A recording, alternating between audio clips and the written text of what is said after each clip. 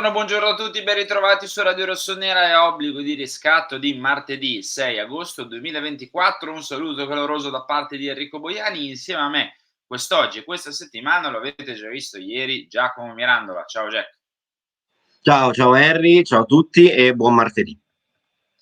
Allora, è un martedì classico, direi, di quest'estate rossonera, 66-67 giugno, scegliete voi un pochino la data, perché ancora il mercato del Milan è piuttosto fermo, a Morata, a Pavlovic, e qui siamo, i giocatori che stiamo trattando li conosciamo bene: Emerson Royal, Youssouf Fofana, c'è Tammy Abraham, c'è Lazar Samardžić, ci sono le uscite, ma andiamo con ordine. Facciamo oggi una sorta di micro punto, okay, di quello che è lo stato dell'arte poi del mercato del Milan, sperando che possano essere i giorni chiave di una settimana chiave, di un mese chiave, di un'estate chiave, insomma avete capito come sta andando questa sessione di mercato. Per questo motivo, ragazzi, io vi chiedo: è il 6 agosto, siamo qua con voi a comunque fare una chiacchierata, a parlare, a dare notizie, a commentare le non notizie, quindi siamo qua con voi anche la settimana prima di Ferragosto. Io vi chiedo, vi elemosino proprio un like, quindi cliccate il tasto mi piace, arriviamo a 1000-1500 like, iscrivetevi al canale se non l'avete ancora fatto, attivando la campanella per tutte le notifiche e lasciandoci anche un commento. Jack, partirei dalle scartoffie, tra virgolette, passami il termine, perché è il 6 agosto, questa sera c'è l'ultima amichevole, questa notte in realtà, Buonanotte. c'è l'ultima amichevole del Milan contro il Barcellona, la commenteremo, magari commenteremo qualcosa domani, magari ci darà altre indicazioni di mercato, magari vedremo i primi minuti di Leao, magari vedremo Pulisic trequartista con Chukwueze largo, insomma potrebbe darci delle ulteriori indicazioni, quindi domani la commenteremo. Il Milan è arrivato a Baltimora e si sta per chiudere una tournée che, Jack, ti dirò, rispetto a tournée passate, rispetto a precampionati passati, forse a qualcosa in più quest'anno è servita. Sì, sicuramente è stata nel complesso una tournée, diciamo positiva, una tournée che ha dato modo a diversi giocatori di mettersi in mostra. Io penso sicuramente a Chukwueze, che ha dimostrato di non essere il giocatore, diciamo così, che è stato negli spezzoni di stagione scorsa in cui è riuscito a rimanere integro, però io credo che sulla scorsa stagione abbia influito, per rimanere in tema di mercato, l'acquisto un po' tardivo, quindi il fatto che non abbia potuto fare tutta la preparazione con la squadra, cosa che quest'anno toccherà a tutti i nuovi e anche a una parte dei vecchi del Milan purtroppo, e una condizione fisica sempre piuttosto precaria, alle spalle di un Pulisic che peraltro ha vissuto la miglior stagione di tutta la sua carriera, ma è stata anche la vetrina per tanti ragazzi giovani che hanno saputo mettersi in mostra, che dimostrano di essere pronti per vivere a pieno il progetto del Milan futuro. Penso su tutti a Liberali, che è il giocatore perdonatemi, che ha maggiormente rubato l'occhio in questa tournée, perché forse è anche il meno conosciuto dai tifosi, ma anche Torriani, che È vero. secondo me potrebbe aver messo, sempre per tornare al tema del mercato, qualche dubbio alla dirigenza, visto che si parla e si parlava, anche se non come priorità assoluta, di questo eventuale secondo portiere per sostituire Sportiello, che sarà out per infortunio Sì. nel primo mese e mezzo, 2 mesi circa della stagione. Forse in realtà con la Ponava, che comunque resta nell'organico del Milan, con Noah Raveir e con Torriani, visto che non possono giocare in tre portieri del Milan futuro, magari ci si può Magari anche provare ad arrangiare in attesa del buon Marco quando recupererà. ci può stare, assolutamente ci può stare. Chiudiamo, diciamo, la parentesi scartoffie dicendo che insomma, il campo sportivo di Carnago Milanello è stato presidiato già da Teo Hernandez, da Mike Maignan, che praticamente sono tornati a Milano, da Tijani Reinders, da Pavlovic, manca solo Alvaro Morata, è l'unico veramente rimasto. Passiamo al mercato, Jack, partendo con in realtà non il Milan, ma diciamo, in un certo modo ci interessa comunque. Partiamo dal Newcastle, che avrebbe deciso di spendere, secondo il Telegraph, 60 milioni di sterline, quindi sulla settantina di milioni di euro, per Gueye del Crystal Palace, per il difensore centrale. Questa notizia perché ci interessa? Perché a questo punto io vedo un pochino complicato che Newcastle poi vada anche a metterne altri 40, diciamo, per Malik Thiaw. Cosa significa? Significa che il Milan non avrà, con buone probabilità, visto che anche il 6 agosto, quel tesoretto da investire, no, per chiudere tutte le operazioni che deve chiudere con rapidità e magari andare a investire anche altrove, di Malik Thiaw per il momento, però ha un reparto difensivo che con Pavlovic si chiude a Tomori, Pavlovic, Thiaw, Gabbia, ed è praticamente e Kalulu in, diciamo, a jolly, ecco. Calulu asterisco, Kalulu con diciamo così. l'asterisco, esatto. Quindi ti direi che da un certo punto di vista, perlomeno per il pacchetto di difensori centrali, è bene così, no? Sì, il pacchetto dei centrali è a posto. Alla fine, se andiamo proprio a parlare di numeri, c'è stata un'uscita, quella di Giancarlo Simic, e un'entrata, quella di Due, Pavlovic. quella anche di quest'estate. È vero, è vero. Adesso si attende Emerson Royal, che è il giocatore che andrà a concludere completamente il, tutta la linea difensiva, che a quel punto sia sugli esterni che al centro sarebbe a posto, e addirittura mi sbilancio, secondo me è persino un filino troppo numerosa, soprattutto sugli esterni, ma purtroppo la situazione Florenzi ti costringe ad avere, chiamiamolo così, un uomo in più, perché Florenzi c'è, ma effettivamente non c'è, No, ci metterà parecchio, bisogna capire come torna, in più ricordiamo che l'infortunio del genere alla sua età non è banale. Comunque al di fuori di Malik Thiaw, che a questo punto non uscirà, quindi non ci sarà la grande cessione come poteva essere quella di Tonali nel mercato scorso, io credo che comunque il Milan continuerà a cercare di lavorare in uscita, perché ricordiamolo, ci sono due esuberi problematici, chiamiamoli così, da piazzare, che sono Fode Ballo-Touré e Divock Origi, e poi ci sono altri giocatori che potrebbero essere ceduti, che probabilmente il Milan vorrebbe cedere, quindi uno tra Adli e Pobega, però più Adli che Pobega, perché Pobega è per più utile questione di nelle liste e perché probabilmente piace un pochino di più a Paolo Fonseca, e in generale c'è più di qualche situazione, anche uno tra Okafor e Jovic potrebbe partire.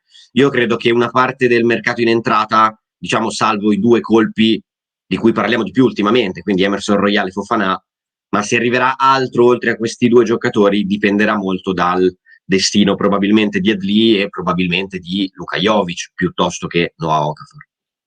Hai parlato di uscite, questa non è un'uscita del Milan, ma potrebbe fare guadagnare qualcosa al Milan. Si tratta di Marco Brescianini, il Milan ha il 50% sulla rivendita, c'è l'Atalanta, ma l'Atalanta adesso deve fare i conti con la questione Scamacca, a cui tra l'altro credo che in tutti i sensi e termini di sportività, Jack, possiamo mandargli un abbraccio, perché io che mi sono sfasciato il ginocchio lo ben so, e lui si è sfasciato il ginocchio completamente, proprio tutto quello che c'era da sfasciare, quindi un abbraccio a Gianluca, anche perché è attaccante poi della nazionale.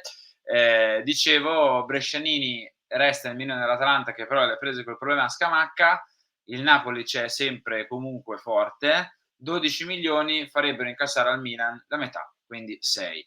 A proposito di Atalanta, Jack, e comunque 6 milioni per la settimana chiave, del mese chiave, della trattativa chiave che dobbiamo chiudere in quest'estate chiave, schifo non fanno, io ve lo dico. A Vabbè, proposito, se entrassero in tasca 6 milioni ti farebbero schifo. A me no, no. assolutamente no. A proposito di Atalanta, proprio per risolvere la situazione gioca Scamacca, il Corriere dello Sport parla di un Atalanta che potrebbe anche pensare a quello che è in realtà in questo momento l'obiettivo principale del Milan per il secondo attaccante, mettiamolo così, ovvero Tammy Abraham. Tammy Abraham, per cui il Milan starebbe anche, diciamo, avrebbe anche proposto l'opzione con le contropartite tecniche. I nomi in ballo sono tre: Okafor, Salmacher e Davide Calabria. Però io vedo difficile una cessione di tutti e tre, al limite magari uno scambio di prestiti con Okafor, ma non immagino niente di più, ecco, di questo. Direi che siamo in attesa per il secondo attaccante, cioè come siamo in attesa un po' per tutti, però questa rischia di essere la settimana più di Emerson Royale di Fofana, più che del secondo attaccante e di eventuali altre operazioni. Quelle secondo me andiamo oltre il campionato.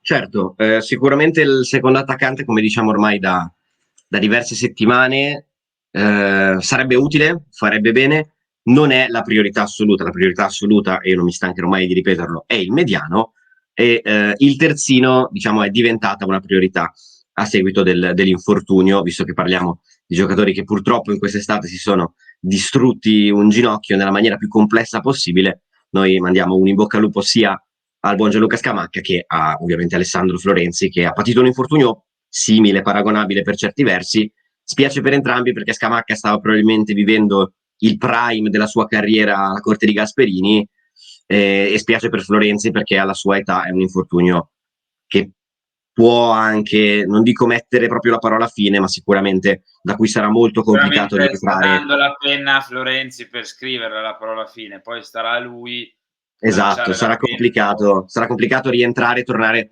diciamo, ai suoi precedenti livelli dopo un infortunio del genere, a quell'età. Comunque sì, adesso paradossalmente il destino del mercato di diverse forze della Serie A è un pochino legato a doppio filo a quello dell'Atalanta. Sappiamo che il mercato è fatto di idee iniziali e poi di situazioni che si verificano, soprattutto se si cambia allenatore, ma in generale vedendo magari dai ritiri, dalle prime amichevoli, se ci si rende conto che in qualche reparto, in qualche zona di campo ci si potrebbe rinforzare, oppure se capitano situazioni sfortunate come gli infortuni. Basti pensare che Emerson era caduto in basso nella lista delle esigenze e delle priorità del Milan e poi è tornato Florenzi è facendo di necessità virtù in cima alla lista. E idem l'Atalanta, io credo che non avesse proprio intenzione di acquistare un centravanti, ma si stava concentrando su altri reparti, in particolare su Brescianini, trattativa molto lunga peraltro quella di Brescianini, con questo poi inserimento del Napoli, che in ogni caso dovrebbe portare tra i 5 e i 6 milioni nelle casse del Milan, se a questo punto o quando verrà, verrà conclusa definitivamente. Ricordiamo che il Milan lasciò andare i Brescianini per quasi a zero, per un piccolissimo indennizzo, un pochino come Daniel Maldini al Monza, ma con il 50% sulla futura rivendita di clausola inserita, e adesso, diciamo, dopo la buona stagione al Frosinone, attende di raccogliere un pochino i frutti di questa idea. Quando riguarda il nome di Tammy Abraham, sicuramente adesso l'Atalanta ha molto più bisogno del sì, Milan di un centravanti. direi decisamente di sì. Chiudiamo con i due nomi, Jack, principe, ti direi, di questo periodo, Emerson e Fofana. Partendo dal mediano. Fofana, ragazzi, siamo molto onesti, cioè la situazione è la solita. Non ci sono aggiornamenti significativi, non vi prendiamo in giro in avanti, quello, quella, non è così. Il Milan, se vuole Fofana, deve presentare a Monaco un'offerta solida. Cosa significa solida per il Monaco? Intorno ai 20 milioni, che abbia o dei bonus o una percentuale, o che magari superi di qualcosina i 20 milioni. Insomma, bisogna arrivare da Monaco con l'offerta giusta. È la settimana decisiva? Potrebbe esserlo, ma sono anche altre 3 settimane che diciamo che potrebbe essere la settimana decisiva, quindi è inutile prendersi in giro in questo momento. Attendiamo come attendiamo noi, come attendete voi, come attendono tutti, però Fofana si aspetta, quindi poi magari ci può essere positività, ci può essere ottimismo, cosa che io penso ci sia. Io voglio sperare che il Milan alla fine di questa faccenda comunque Fofana lo vada a chiudere, a prescindere da quelle che siano le condizioni. Però se vi dobbiamo dare aggiornamenti del 6 di agosto, ore 10, 11, l'orario in cui registriamo, questo è. Abbiate pazienza, ambasciatore non porta pena, vi direi anche. Emerson invece, eccoci qua, perché domani potrebbe essere, domani quindi mercoledì o oggi, perché si parla qua su calciomercato.com di entro mercoledì, potrebbe essere le 24 ore chiave della settimana chiave, del mese chiave, di questa estate chiave, Jack. E poi chiudiamo. Sì, una notizia che per certi versi in realtà mi ha lasciato personalmente qualche dubbio, perché ero convinto che sui 15 milioni di base fissa non ci fosse più discussione, che si fosse arrivati a quel tipo di accordo. e che si stesse trattando solamente sui bonus. Ciò non di meno, io credo che il Milan a questa cifra ci arriverà, perché adesso a questo punto non sono più sicuro di quale sia l'ultima offerta fatta dal Milan, ma se non è di 15 milioni sarà di 14, qualcosa del genere. Io credo che si possa arrivare a un accordo, perché ormai si è talmente tanto vicini, avendo già peraltro l'accordo con il giocatore, che mi sembra difficile pensare che possa crollare tutto. Certo, quest'ultimissimo milione di cui si parla da limare, di bonus o di base fissa, adesso non è più così chiaro, sta diventando un pochino più complicato, perché doveva essere il weekend il momento decisivo per chiudere, poi l'inizio della settimana, adesso siamo quasi alla metà della settimana. In ogni caso noi speriamo domani mattina o al massimo giovedì mattina di poter dare l'affare per fatto e magari anche di poter confermare o ufficializzare un rilancio del Milan per Youssouf Fofana, che lo ripeto perché è una cosa che dico, magari ci ascoltano, ma magari il Milan non guarda tutta la trasmissione, ne guarda solo un pezzo, quindi io lo ripeto più volte nel corso della trasmissione, o magari Fofana è importante, è molto importante un mediano, e il campionato comincia fra 10 giorni, qualcosa del genere. Sì, 10 giorni, esatti, 10 giorni, e mi intristisce anche questa cosa perché significa che le mie ferie stanno finendo.